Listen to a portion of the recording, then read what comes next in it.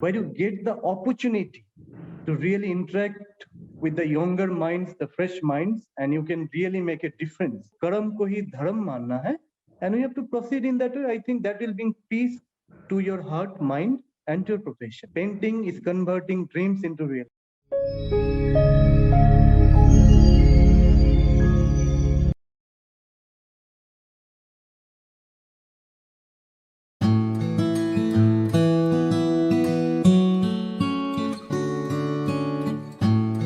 Hello and a very warm welcome to Great Principles. I am Seema Choria.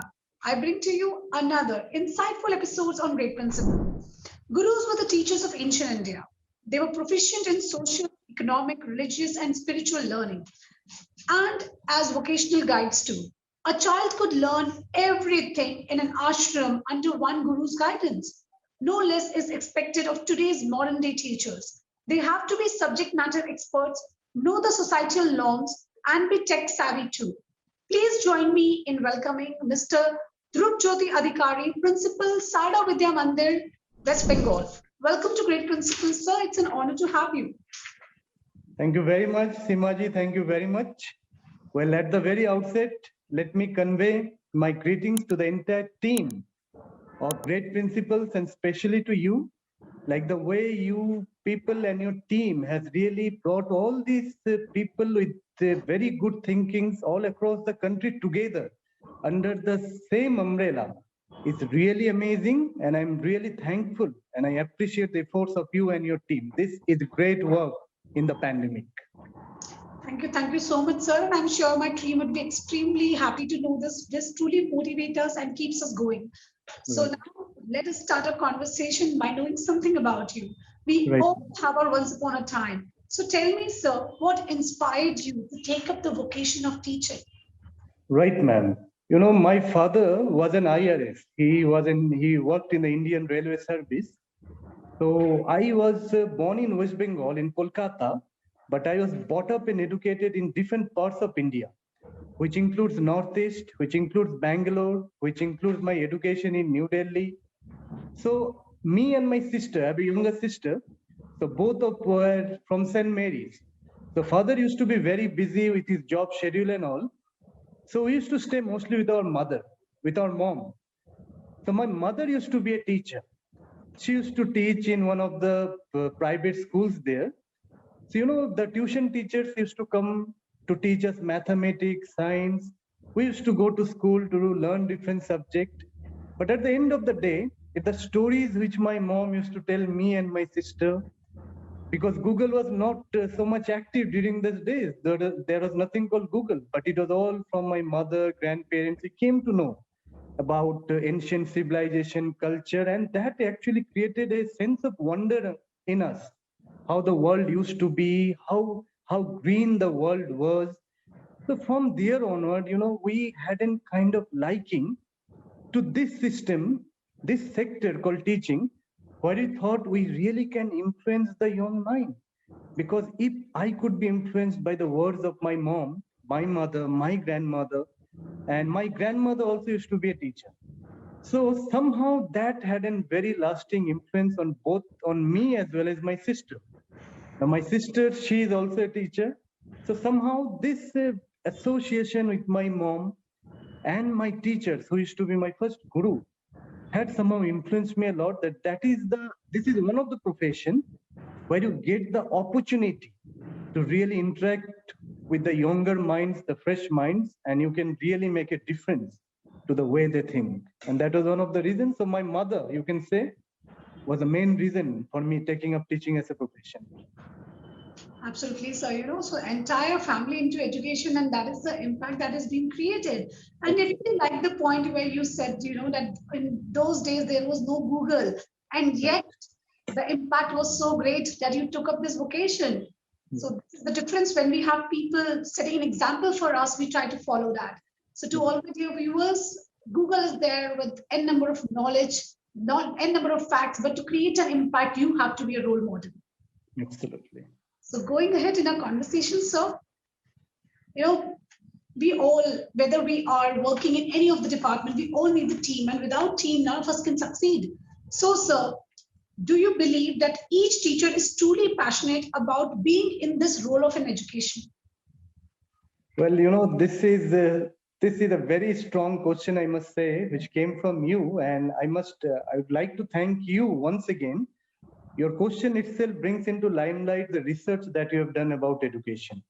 That's a very basic question: that are we really interested and passionate about the profession that we are joining? Because after all, it's your liking for that particular profession, your passion for that particular profession, which makes you as well as the people associated with you to be successful. But though it's unfortunate, but I would like to say that no, we still do not, like in a country like ours, we still don't have people who have come into teaching just because they want to be a teacher or they love to teach. There are many other criteria which have somehow compelled them to come into teaching. And so I think, like my experience over the last 12, 13 years, I think there are many, many, many who had come there, who got trained, but somehow they are there because they have to be.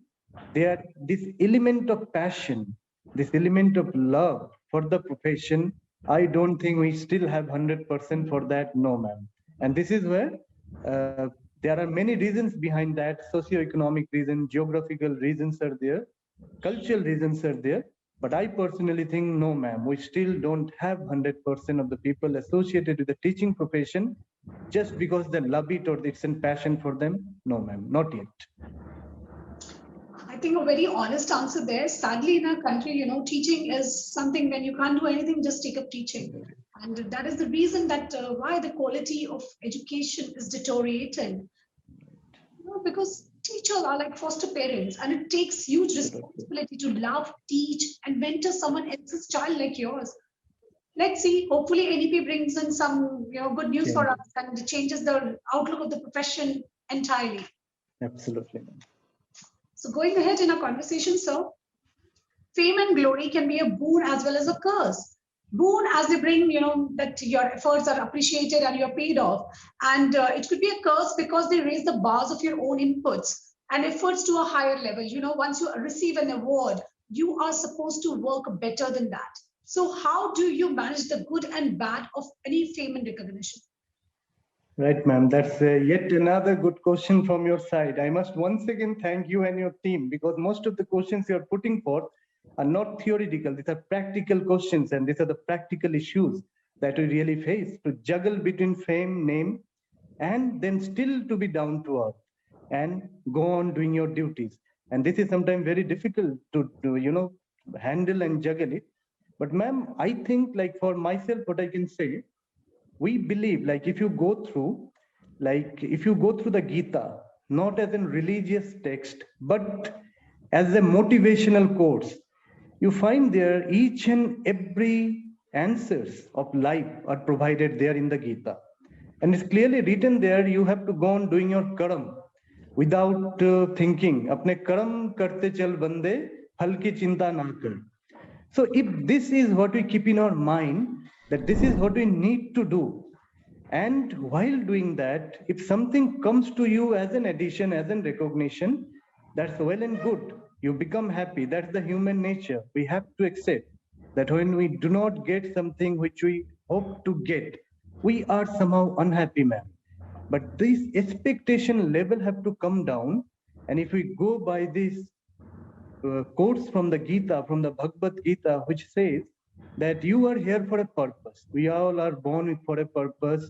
Whatever we are doing are for a purpose, and we have to go on serving the purpose.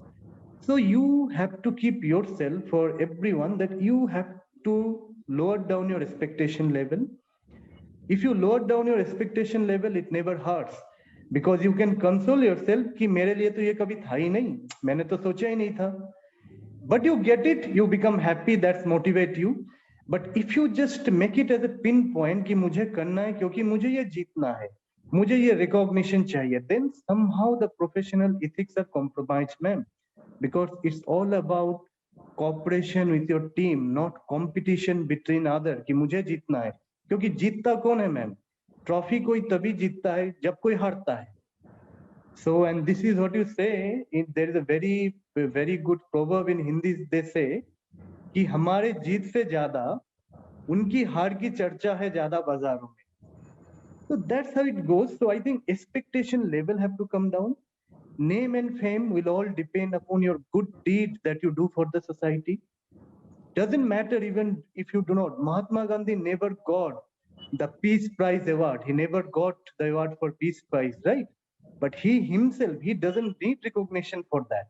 हाँ मिलता तो हमें अच्छा लगता, but he didn't get. But he himself is the epitome of non-violence and peace. So one Nobel Prize cannot actually adjudicate him. So expectation low रखने हैं ma'am, and कर्म को, profession को, कर्म को ही धर्म मानना है, and we have to proceed in that way. I think that will bring peace to your heart, mind, and to your profession. Wonderful, sir. A very beautiful philosophy that, worship your work and keep going. And that is what is the real award. And when you keep going and doing the right work, everything falls in place and people automatically recognize your efforts. So wonderful thought here. Going ahead, sir. So we all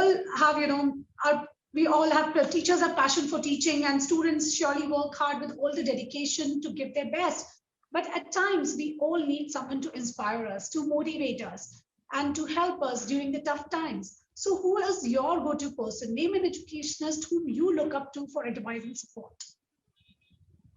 Ma'am, if you say about that, every day, somehow, somewhere down the line, we are influenced by each and every people that we work with.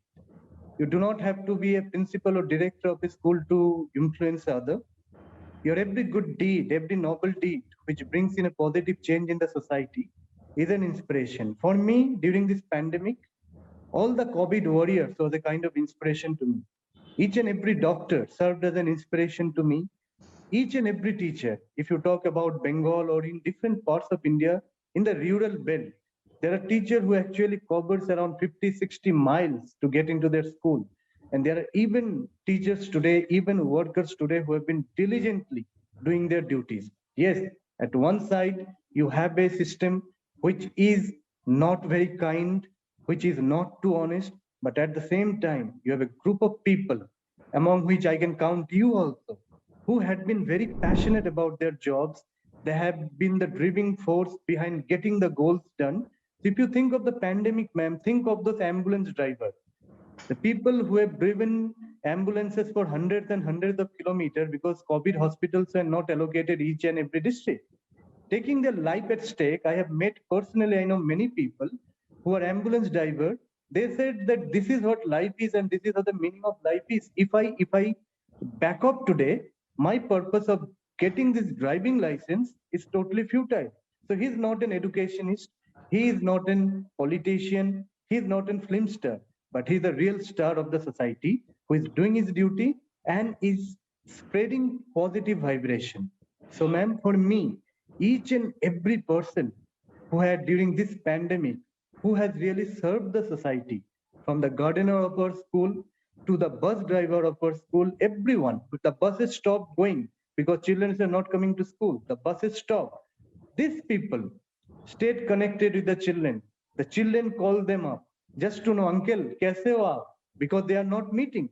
This positive vibrations, this relation, it has been the motivating thing for me all throughout, and even over the last 2.5 years during this pandemic. I have been highly influenced by each and every person who has tried their level best to fight this pandemic and do something for the society. Absolutely, sir. If we keep our eyes and hearts open, then we see so many people who are doing truly commendable, and especially in these tough times when the people risk their own life for saving others. That is true example of humanity, being empathetic, humility, and that is something we need to teach our children also. So when you try to be inspired from these people, that is what makes you a true hero. So wonderful, sir. We all need to make our children realize this, that we don't need to look for inspiration at some great figures or some great names or some great personalities. It's all around us. As good as an ambulance driver, he is an inspiration to us. So wonderful answer there, sir. This brings to me to the very interesting segment of the show. This is called rapid fire round. You Right, have ma'am. to answer in one word or a sentence would do. All right, so here goes the first question. You spend your recreational time indulging in activities like I'm gardening. gardening. All right. All right. So, which is your favorite flower? Well, I have got, you cannot segregate in that way, but if one word, it's sunflower. Sunflower. All right. Gardening is similar to schooling. As it is with children, you have to nurture, weed, fertilize, and water the plants as per the. Do you agree to this statement? Pardon, ma'am? Can you just... Sure. Gardening is similar to schooling, where you need to nurture, just like you need to nurture the children. Nurture, weed, fertilize, and water the plants as per their need. So, do you think you will agree with this statement or not? Absolutely, absolutely. And the way you have compared it, absolutely, ma'am. This is similar to exactly how in gardening is done. Like a bird which actually grows up to be a plant and then into a tree is similar to, a hats up to you. It's then like absolutely 200%, 200%. Very nice comparison, very nice comparison. Yes. Thank you, sir. Thank you. Next question. Painting to you is, please define to us. What does painting mean to you? And painting is all about creating something which doesn't exist, a dream world of your own. And this is why we do draw, we paint something positive, something which doesn't exist, and something which can be for the betterment of the human society, of the flora and fauna. So painting is all about something good, something unseen, which is not present, to build up a future, a society which is unseen, which is only dreamt of. In one word, painting is converting dreams into reality. Amazing. You know, today we have altogether a new definition of painting, and I'm sure my viewers would be very, very delighted to see painting from a new lens. Yes, Here, ma'am. last question in this section. Read to us your favorite Vedic quote. And there are many Vedic quotes, but one I would like to quote that we have Asotoma Sadgamaya, Tamasoma Jyotirgamaya, Amritma Mitturgamaya, that we say from Mittu to Amrit. So this is what Tamasoma Jyotirgamaya. Like take us from darkness to light. Take us from ignorance towards light. Take us from death to immortality. So this is one of my favorite quotes that I used to say all the time. And this is what takes our life and drives our education system also. Tamasoma Jyotirgamaya. Certainly a very powerful Vedic quote, which truly, you know, guides our children that how you should follow the path of light. Yes. Because when you say about this Asotoma, Jyotirgamaya, Tamasoma, it brings in you, like if you understand the quotes, it's all about light. It's all about light, man. Certainly, sir. So, though this section has completed here, but there is one more thing that I would like to ask you. Tell us an incident where you had a very funny or a weirdest encounter. Well, and ma'am, there are a couple of things like that. Like once I was coming to the school and I saw a little kid, like he was waiting in the school even before I arrived. So it's me who arrived at the school at the very, beginning. I am the first one to reach my school. So I saw him like he was standing there. So first day I saw him, I just asked him, I wished him good morning. He wished me good morning that. The second day I saw him doing the same. On the third day, like I got hold of him, I called him near to me and I said, what happened? You were here much before then your friends are here. Like what happened? How did you come? And I just came to know he comes with his parents and all. He doesn't come by the school bus. So I asked him, why do you come so early?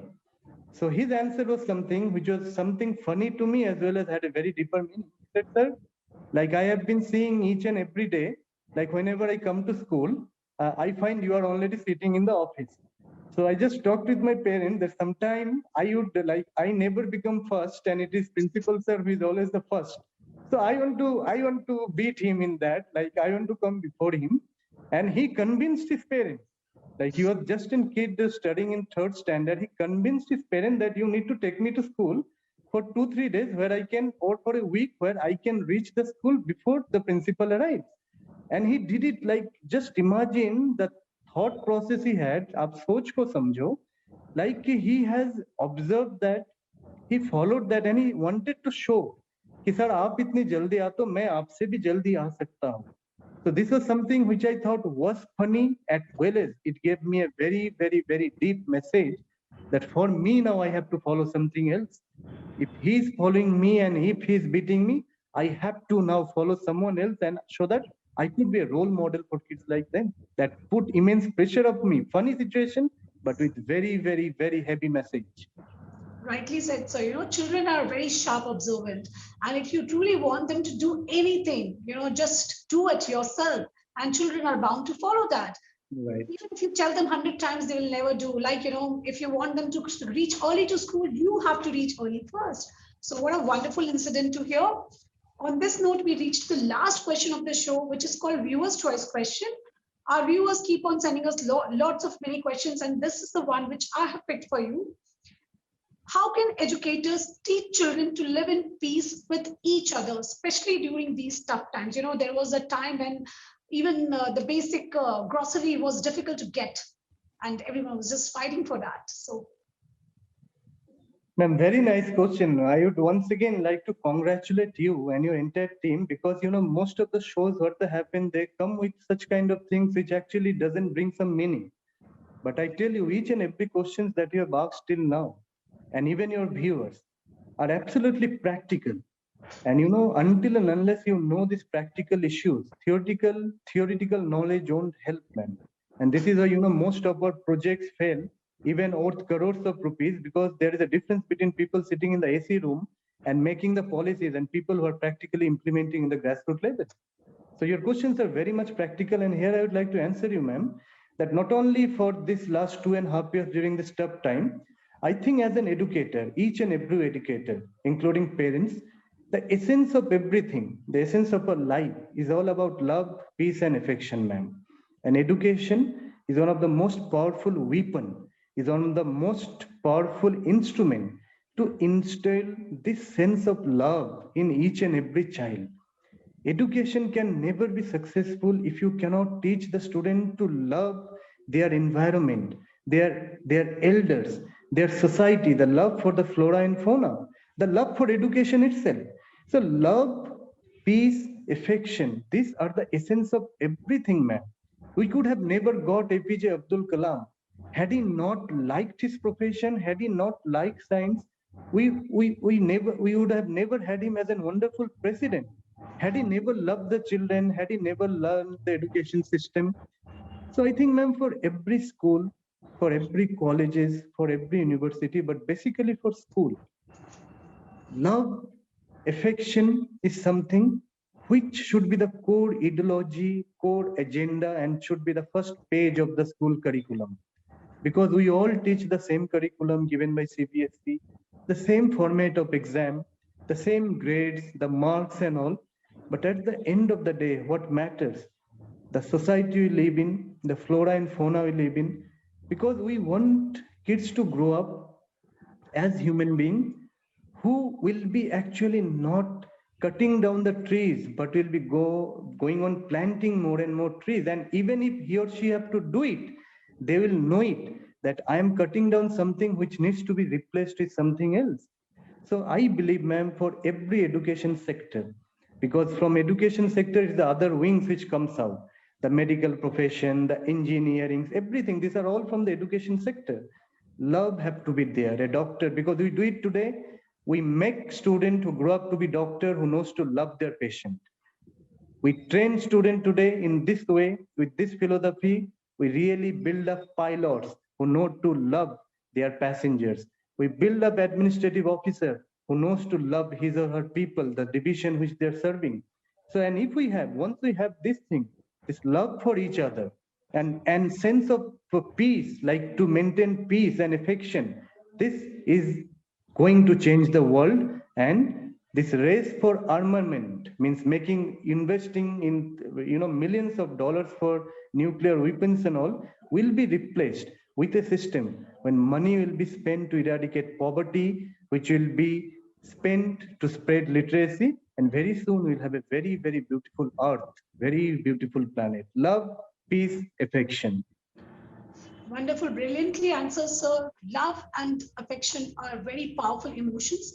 And when imbibed in our children from childhood, I'm certain that, each generation would pass on a better version of our planet Earth to the coming generation. So very beautifully answered and very beautifully explained. This is what is needed to build, the right citizen of the country, the citizen who thinks about each other, Absolutely. citizen who thinks about the nature around them. So wonderful. Absolutely, ma'am. Thought. Yes, ma'am, because you see, what are we actually leaving behind? What am I leaving behind for the next generation? These bank balances, they cannot eat it, they cannot chew it. The vehicles, the 4-5 storied building, what we need to leave for them, for the next generation is fresh air, fresh water, availability of oxygen, virus-free atmosphere. This is what we need today, and this should be the essence of education today, ma'am. Because we cannot just bank balances, motor vehicles, 4-5 storied building. It won't help them, ma'am. They should know to love the flora and fauna, and they should know to love each other. This is education all about.